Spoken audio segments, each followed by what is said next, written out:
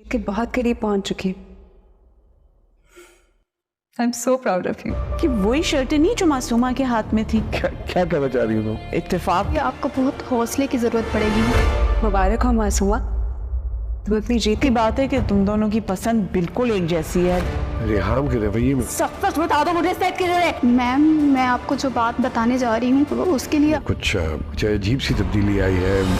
तो गिरता है और से नहीं, पीर के बारे में जानना चाहती हूँ। नजर रखनी है कि वो अगली किस्त में आप देखेंगे कि रेहाम को शक हो जाता है कि तोकीर मुझसे झूठ पे झूठ बोल रहा है।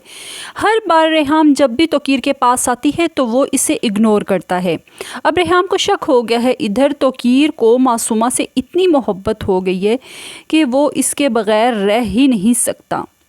आने वाली किस्त में तोकीर का पर्दा फाश हो जाएगा और मासूमा जो कि दूसरी शादी कर रखी है वो भी सामने आ जाएगी और इस बात पर रेहाम को इंतहाई गुस्सा आएगा। मज़ा आएगा, आप लाजमी देखिएगा। शुक्रिया।